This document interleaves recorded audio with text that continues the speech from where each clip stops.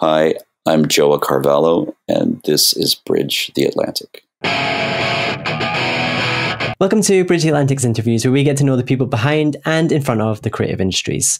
If you're new here, consider subscribing for more episodes. We're your hosts, music web designer Ross Barber-Smith from Scotland, owner of Electric Kiwi, where we create awesome custom websites for bands, artists, and musicians. And I'm singer-songwriter and filmmaker Marcio from Canada. When I'm not making music or doing this show, I'm producing records and directing music videos. Speaking of which, if you would like to work together, just hit me up on any of my socials. Before we jump into the interview, we just want to let you know that we are on Patreon and you can become a bridger from as little as $1 per month. You'll gain access to our exclusive new Encore series featuring never before seen videos from our guests, and your support will allow us to keep bringing you weekly videos here at Bridge the Atlantic. You can also head on over to our website to pick up one of our shirts. If you use the coupon code BTAROCKS, you'll receive 20% off your order as our way of saying thank you, and it will help us to invest in speech therapy so Ross stops tripping over his words in the intro. I'm going to get you back for that later. Don't you worry.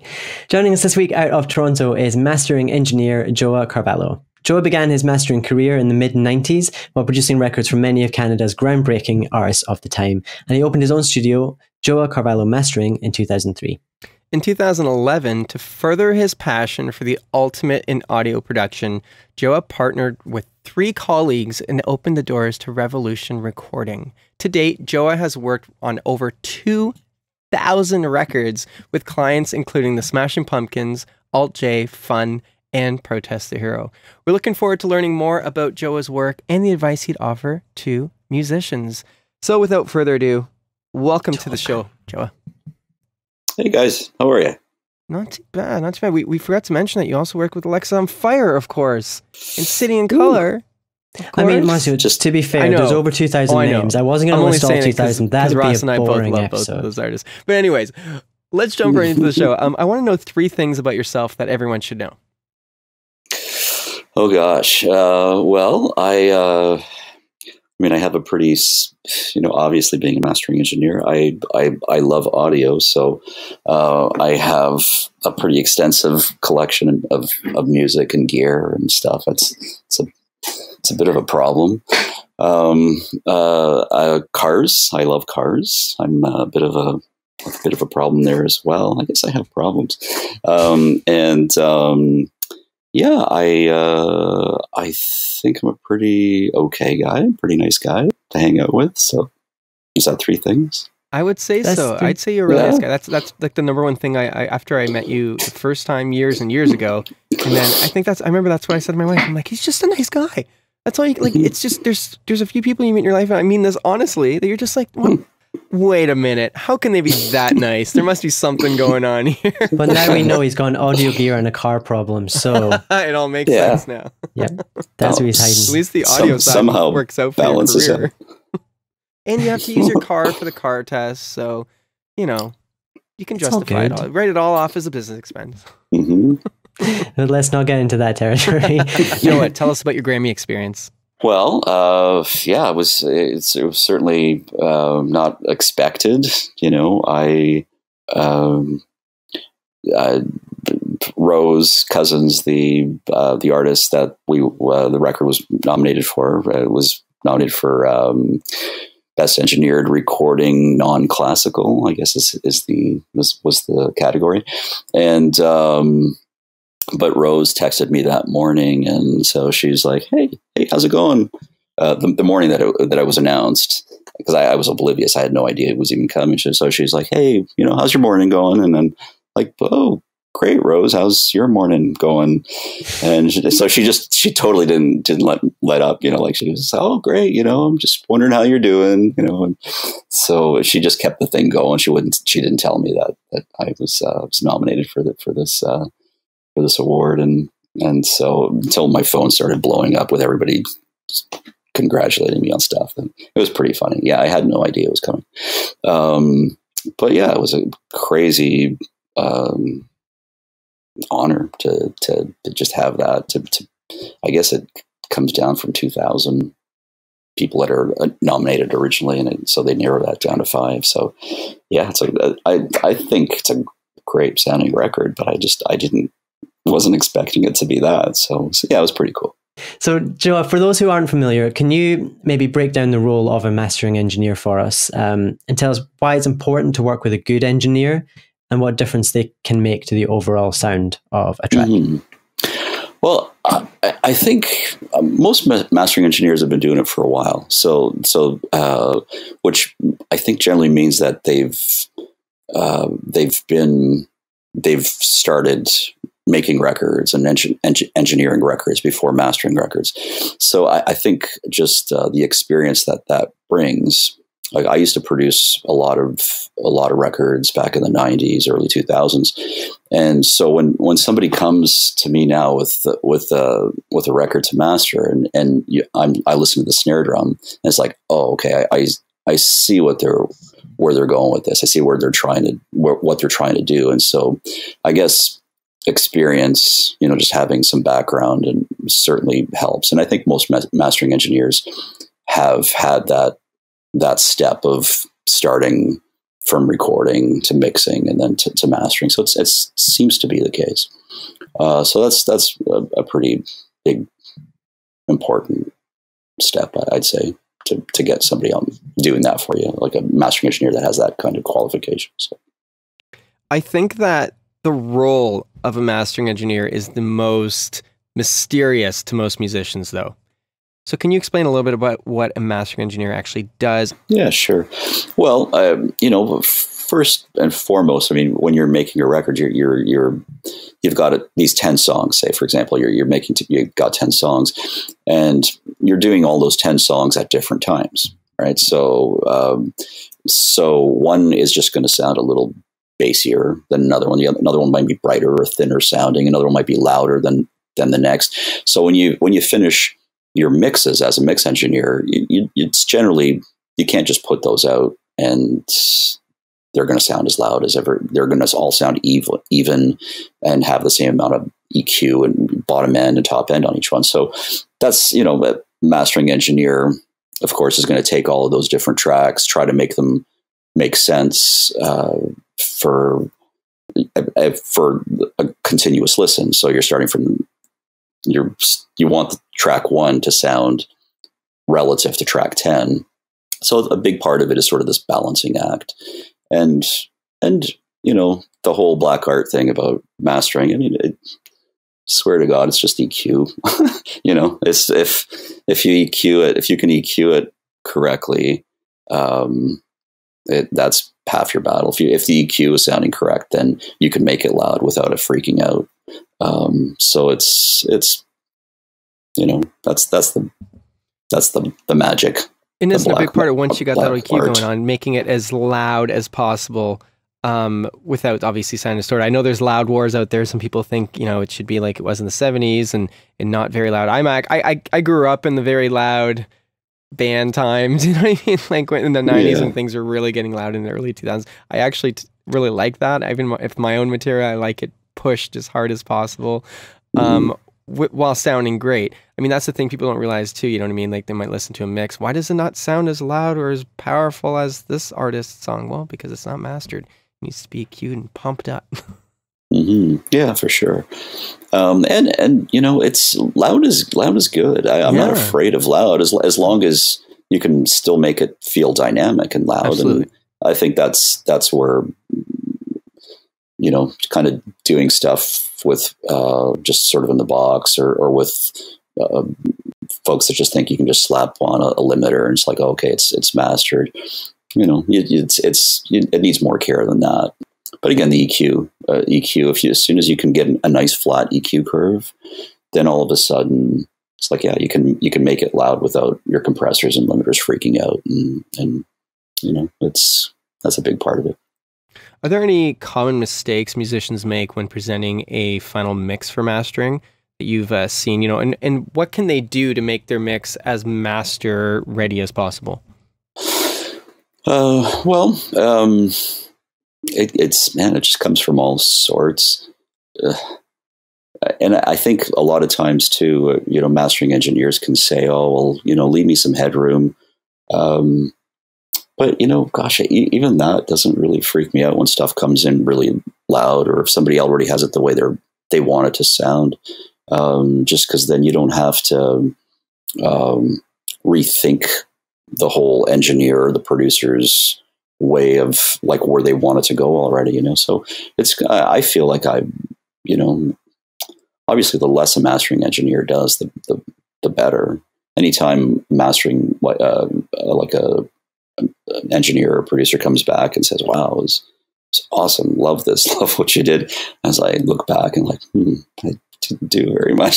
So it's usually that kind of thing, right? The less you do, the better it really does sound. I mean, within limits, of course. You know, again, you still need that EQ to sound correct, but yeah. We had Chris Athens on the show last year, and he had a similar thing to say. He's like, because I was complimenting one of his masters, he's like, "Yeah, I didn't do as much as you might think on that. Like, you know, it was an amazing producer, an amazing artist, amazing mixing engineer, and you know, he just he's like, maybe I boosted the low end a little bit, did my thing, but you know, he was very modest about it too.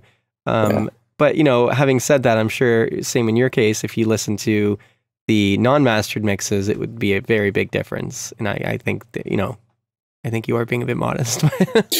Well, I mean, sometimes it's major. Like sometimes it sounds like there's a massive difference, but then other times it's pretty surprising. Certain engineers I work with, it's like, wow, like anything I do to it just makes it sound worse, you know, so I just really have to leave it alone. It's true, you know, that does happen. So sometimes it's a lot, sometimes very little. But I suppose that comes with experience as well, knowing, you know, knowing when you need to do a lot and knowing when you don't need to do a lot. And I think that ties back kind of to what we were saying about choosing a mastering engineer. You want to choose someone that's got experience because they'll know what needs to be done and what needs not to be done. And so I think sometimes that's the hardest part, is figuring out, you know. Yeah, absolutely. Experience. It is. It just, after doing it a bunch of times, you begin to sort of hear when you get feedback from it, it's like, oh, okay, that type of approach again. Okay, they you know, a few people like that type of approach. You know, so it's and it generally is, again, less is more for sure. You know, I like that. I like that. Yeah, absolutely. We're ready to jump into our lightning round. Are you ready for 20 questions? Sure. All right. I'm pretty slow, but I'll do my best. Oh, we're going to be fast on this one. We're going to challenge you to be fast on this one. Here we go. Coffee or tea? Tea. Meat or veggies? Veggies. Twitter or Facebook? Facebook. Indie or major? Indie. Canada or Scotland? Oh. Before we started the interview, he was going on about how much he loves Scotland, but you are Canadian, so I am. It's got to be Canada for sure. All right. It was close though. I feel it. Yes. Oh yes. There's love. There's You'd love have there. a lot of people to answer to if you didn't say Canada, I think. The Beatles or the Rolling Stones? Beatles. Education or experience? Experience. Marvel or DC? Marvel. Ghosts or aliens? Aliens. Talent or attitude? Talents. Star Wars or Star Trek? Star Trek. Curb Your Enthusiasm or The Office? Curb Your Enthusiasm. Oh, the best show ever. City in Color or Alexis on Fire? That is a mean one. I know. That is terrible. That is mean. I'm impressed by Ross adding that one in there. I'm doing City in Color's new live record today, actually. Funny enough. Well, there you go. But gosh, come on. You can't ask me that. We'll give you one tie. Remember, keep that in mind for future. Okay. One tie. Please. You're using it now? Tie. This is it. All right. Your decision. It's your decision. Batman or Superman? Batman. Mac or PC? Mac. Sorry, Marcio. I'm sorry that you can't use your, your pass on this one. Michael Jackson or Michael Bolton? Michael Jackson. Celine Dion or Marilyn Manson? Marilyn Manson. Yeah. Whale or kale? I don't even understand that one. Yeah, neither do we. Don't. It just rhymes. Joao, man, it just rhymes. Kale. Well done. Bette Midler or the Riddler? The Riddler. And your final question, just remember that bonding that we did before the call. Ross or Marcio? Oh, come on. You already used that pass. You didn't use it very wisely. I did not use it wisely. He has more to lose by picking between Alexis on Fire and City Color, though. Let's be honest. I'm going with Ross on this one. Oh my god, Marcio, I'm going with Ross on this one. Joa. We'll talk about this afterwards. Oh my gosh. Unbelievable. Oh, well, on that note, I bet Brett would pick me. Precisely. But you didn't invite Brett on the show, did you, Marcio? I'm totally just joking. Did, but Brett's Brett, so I didn't really understand his response. Let's just put it that way. I love him.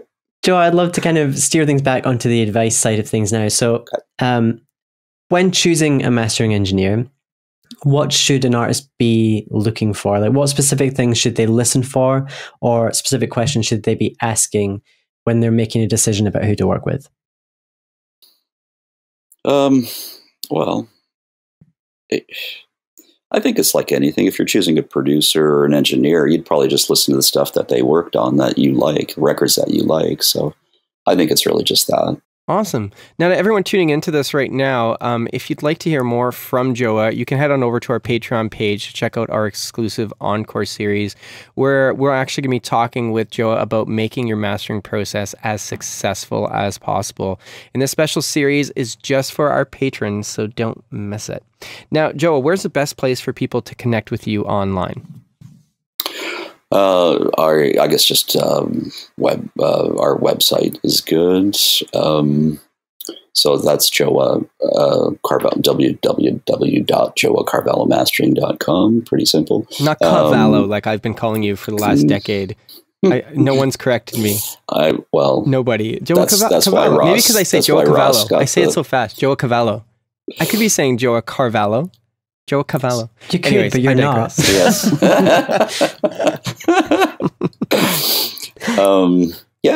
Or good old fashioned phone. Love, we love when people call us and talk to us. 416-461-3535. Awesome. Yeah. Cool. Pretty easy to get a hold of. We'll put all the links and everything in the show notes, so if people do want to reach you, they've got an easy way to do that. That's right. And as for us, you can find us on Twitter, Facebook, and Instagram. Don't forget to visit our website and pick up one of these shirts while you're there. Looks good on your ass. As for me, I'm working on my new solo album, and you can check out my music on Spotify and iTunes and just about everywhere and anywhere you like to stream or download music. Follow me on Facebook, Instagram, and Twitter, which are all my name, Marcio Novelli. Yeah, and I am working on websites for various artists at the moment. You can check out my work at electrickiwi.co.uk. You'll find me on Twitter and Instagram as Electric Kiwi, and Facebook, Electric Kiwi Design. That's right. This episode was brought to you by 30 Roses, a virtual assistant and consultant to musicians and other creatives, and Social Surge. All links are in the description, so please check them out because they do what, Ross? They keep the show alive. And if you would like to sponsor the show, visit patreon.com/bridgetheatlantic. We've recently updated our rewards, which now include sponsorship at the start of our interviews, an opportunity for you to co-host an episode of Bridge the Atlantic, and of course, gain access to our new Encore series. Make sure to subscribe on YouTube so you don't miss any episodes, and leave us a comment and let us know what you think of the show. Yes, Joa Carvalho. Thanks for coming on the show, man. This has been fantastic. You're welcome. Thank you.